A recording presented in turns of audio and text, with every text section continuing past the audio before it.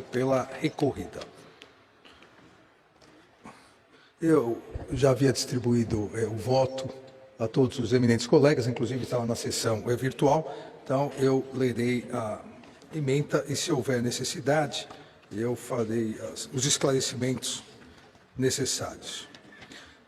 Eleições 2022, recurso inominado, representação, propaganda eleitoral irregular na internet, desinformação, fatos manifestamente inverídicos, discurso de ódio, remoção das publicações, aplicação da multa prevista no artigo 57D da Lei 9.504 de 1997, possibilidade, fixação em patamar máximo, alcance do conteúdo veiculado, desprovimento. A lisura do pleito eleitoral deve ser resguardada sob pena de esvaziamento da tutela da propaganda eleitoral e, portanto, as competências constitucionais desta Corte Eleitoral, inclusive no tocante à fiscalização, são instrumentos necessários para garantir a obrigação constitucional de se resguardar eleições livres e legítimas, e cito precedentes. O artigo 57D da Lei 9.504, de 97, não restringe de forma expressa qualquer interpretação no sentido de limitar sua incidência aos casos de anonimato, de forma que é possível ajustar a exegese à sua finalidade de preservar a rigidez das informações divulgadas na propaganda eleitoral, ou seja, alcançando a tutela de manifestações abusivas por meio da internet, incluindo-se a disseminação de fake news tendentes a vulnerar a honra de candidato adversário, que, longe de se inserirem na livre manifestação de pensamento, constitui evidente transgressão à normalidade do processo eleitoral. Descabe a aplicação dos princípios da razoabilidade e da proporcionalidade para diminuir o valor da penalidade aplicada, uma vez que o critério utilizado para sua fixação foi o substancial alcance do conteúdo veiculado. Lembrando aqui que o recorrente tem milhões de seguidores, então isso foi disseminado de forma exponencial. Também lembrando o que foi dito pelo advogado da recorrida, isso foi feito num período muito próximo, exatamente para se evitar isso, em virtude da internet. É possível, aqueles que transgridem a legislação tentam evitar a punição, postando em período extremamente próximo. Por isso, esse Tribunal Superior Eleitoral, o plenário desse Tribunal Superior Eleitoral, aprovou resolução determinando que, em casos como tais, as plataformas, as Big Techs, deveriam remover em 1 hora, exatamente para impedir o que se fez nas eleições passadas, seja de 2018, seja de 2020. Uma série de fake news no dia anterior, nas 48 horas, e principalmente no dia anterior e no dia das eleições, porque as plataformas retiravam em 24 horas, ou seja, só depois das eleições. A Justiça Eleitoral não tem o direito, tem o dever de fazer com que as suas decisões sejam realmente instrumentos necessários para garantir a nossa obrigação constitucional de resguardo das eleições livres e legítimas. Por isso que mantenho a decisão e voto no sentido do recurso inominado desprovido. Passo a palavra ao eminente ministro Raul Araújo, que destacou para que proceda o seu voto. Boa noite, senhor presidente, senhora ministra Carmenusa, senhores ministros, senhor vice-procurador-geral eleitoral, senhoras e senhores advogadas e advogados, servidoras e servidores. Também cumprimento os estudantes do curso de Direito da Universidade Uniarp de Santa Catarina, os ilustres advogados que produziram as sustentações orais, doutor Tarcísio Vieira de Carvalho Neto, doutor Marcelo Schmidt, cumprimento Vossa Excelência também o eminente relator, pelo judicioso voto que confirma a densa decisão monocrática que proferiu e agora é objeto deste debate. Mas entendo ser a democracia um ambiente político, social, econômico, enfim, no qual, em todas as ordens do universo social, prevalece a liberdade.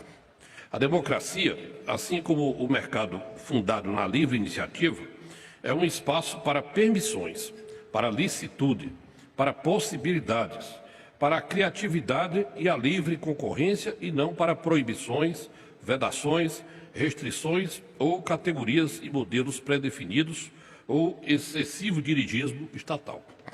Evidentemente, essa ampla liberdade referida, seja no campo político, seja no econômico ou noutra seara, não é absoluta e irrestrita a ponto de ensejar abusos e impunidades que a ninguém sensibiliza ou interessa defender. Um mínimo de intervencionismo estatal faz-se sempre necessário, de modo a inibir práticas desleais, selvageria e gratuitas agressões desmedidas, onde o mais forte e poderoso possa livremente submeter ou explorar os mais fracos. Não é disso que se trata.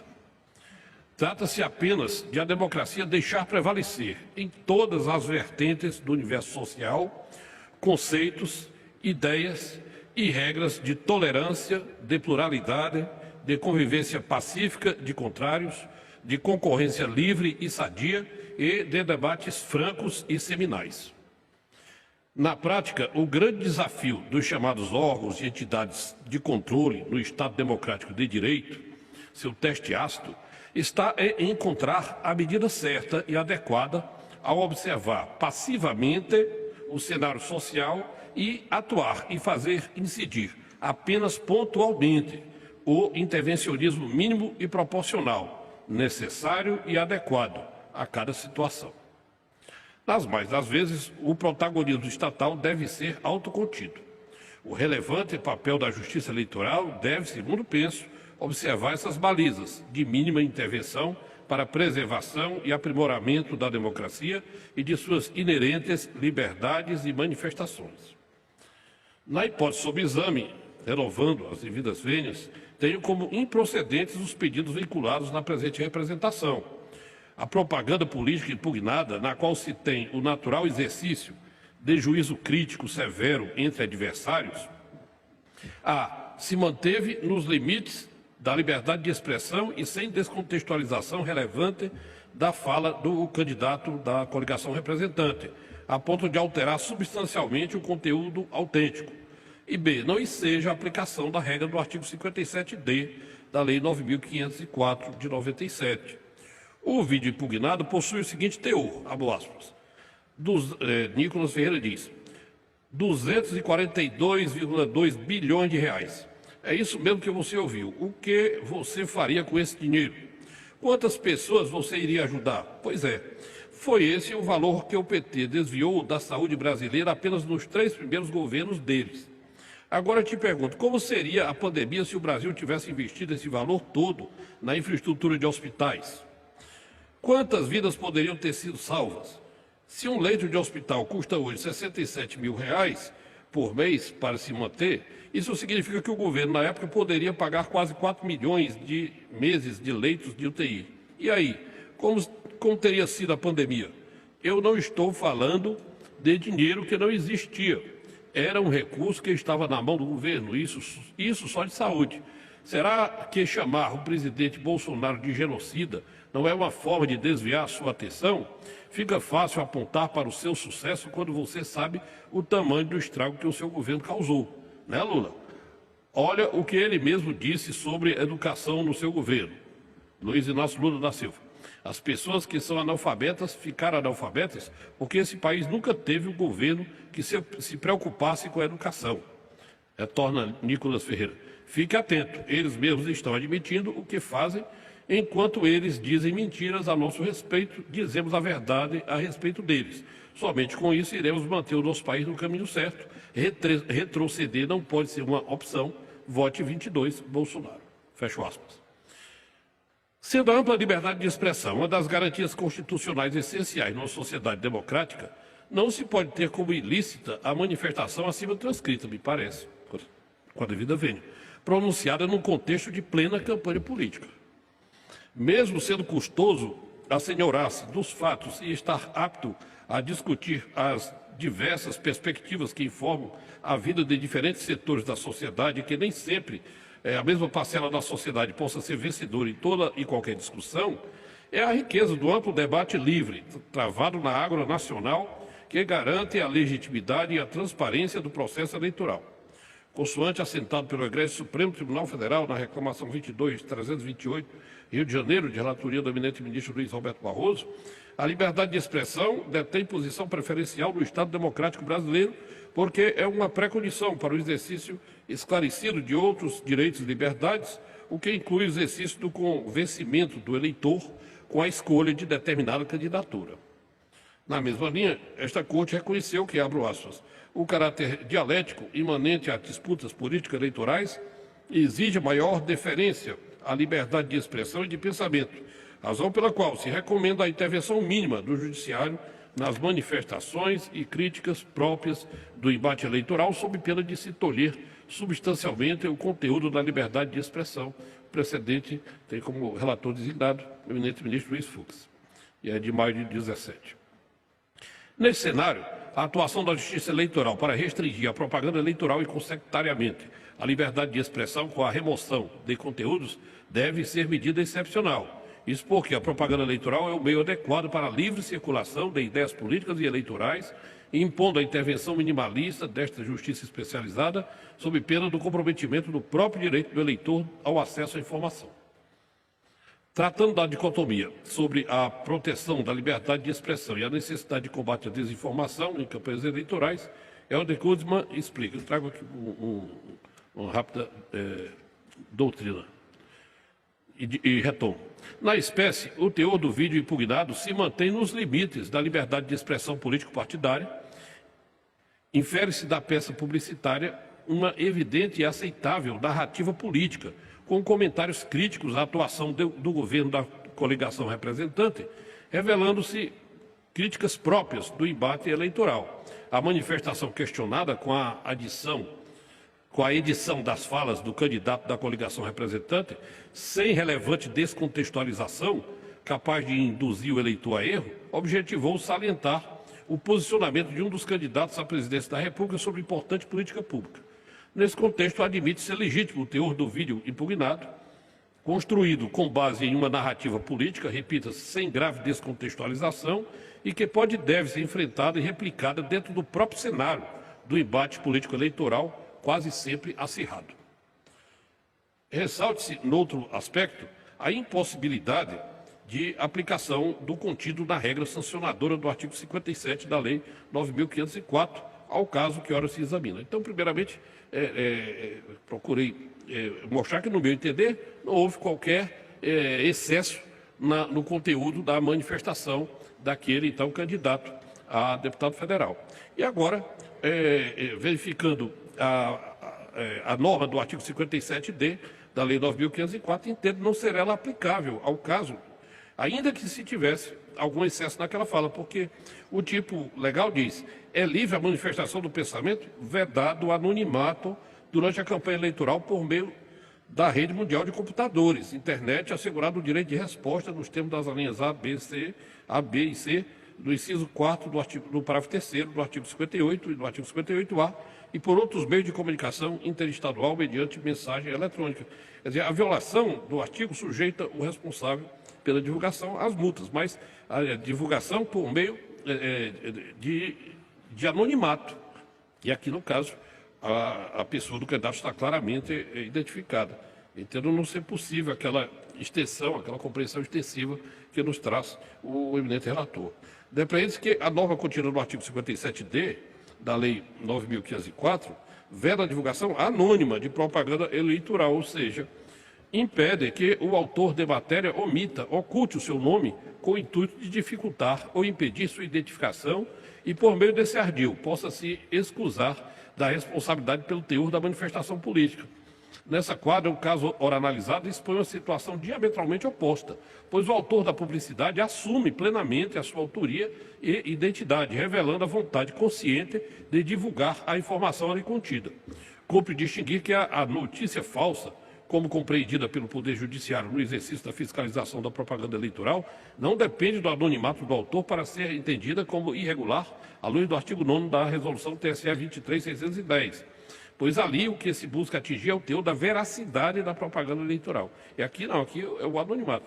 Já no anonimato, a norma busca alcançar quem publica a notícia sem assumir a sua autoria, ocultando-se ao fazer a notícia alcançar o maior número possível de pessoas, impactando a formação de vontade eleitoral de parcela do eleitorado. Tanto é assim que a sanção é imposta ao divulgador anônimo, ao dizer que a violação do disposto desse artigo sujeitará o responsável pela divulgação da propaganda anônima.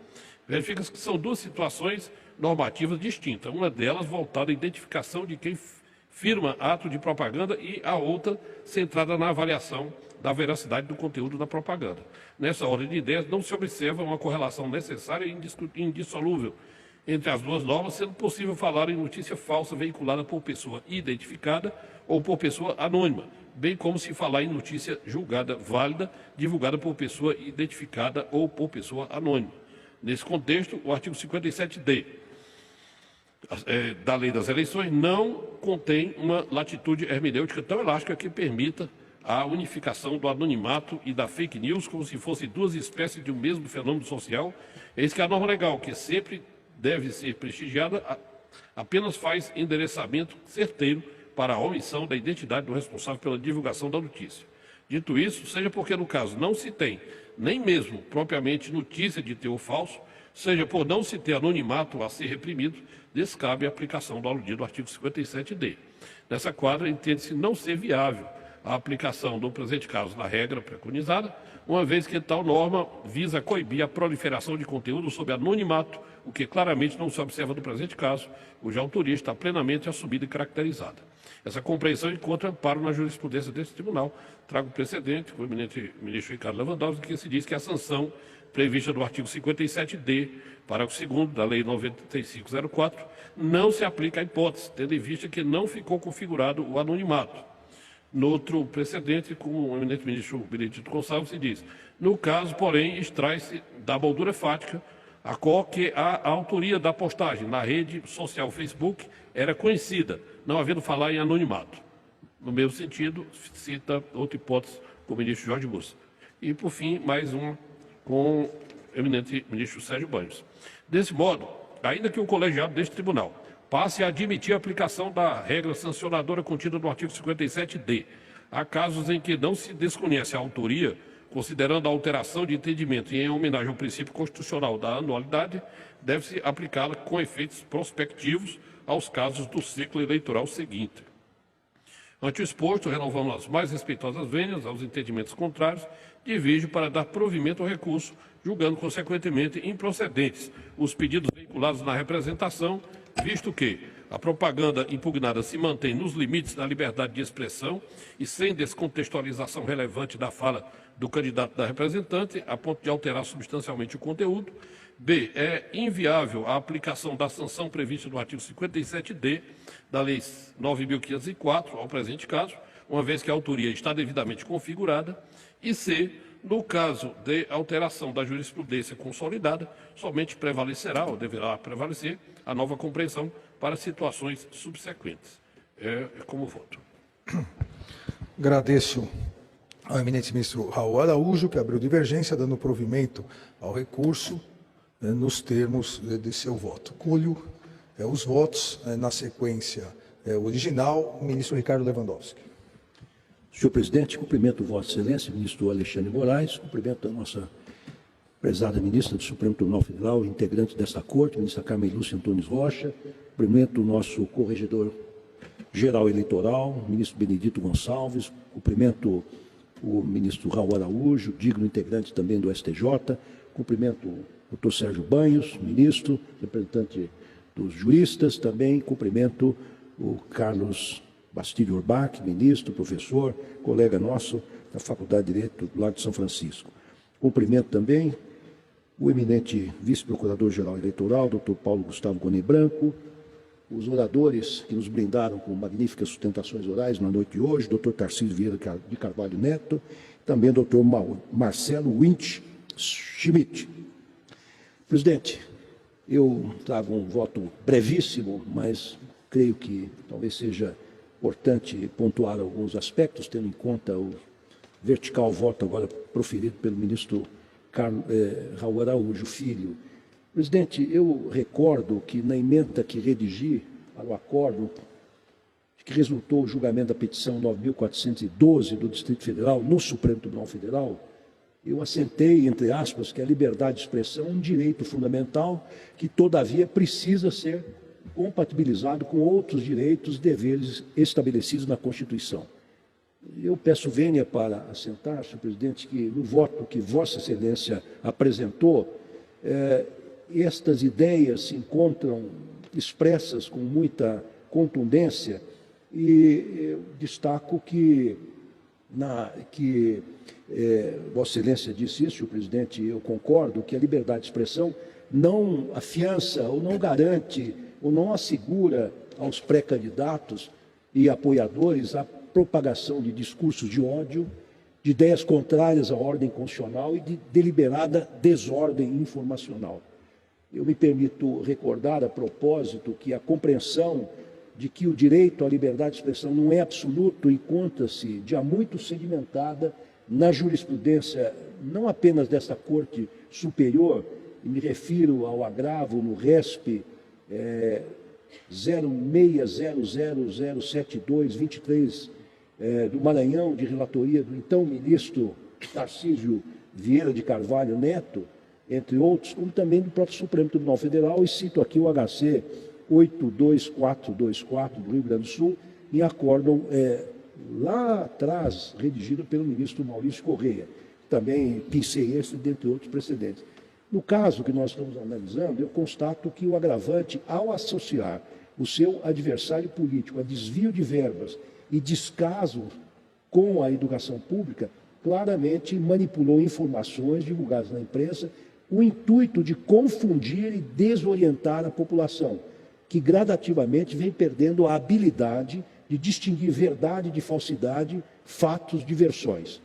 Eu ressalto, como fiz no julgamento da representação 0601372 do Distrito Federal, de que fui redator para o acórdão, entre aspas, que o discurso falso não apenas esgarça o tecido social, mas também sufoca a expressão do que lhe é antagônico, efeito social nocivo que esta Corte não pode admitir.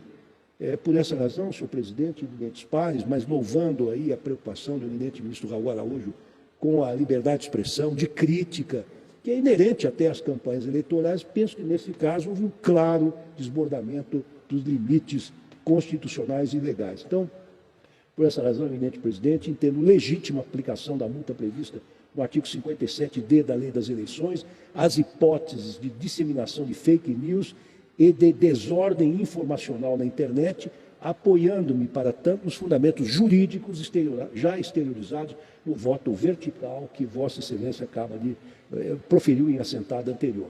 Sublinho a propósito que adotei esse mesmo entendimento das minutas de decisões monocráticas que elaborei em casos similares submetidos à minha relatoria, os quais guardam apenas o pronunciamento do órgão coletivo ou do plenário dessa Corte. Então, com essas brevíssimas considerações, senhor presidente, eu acompanho integralmente o voto que Vossa Excelência proferiu, pedindo vênia ao ministro Raul Araújo, e nego provimento ao recurso inominado. Como voto.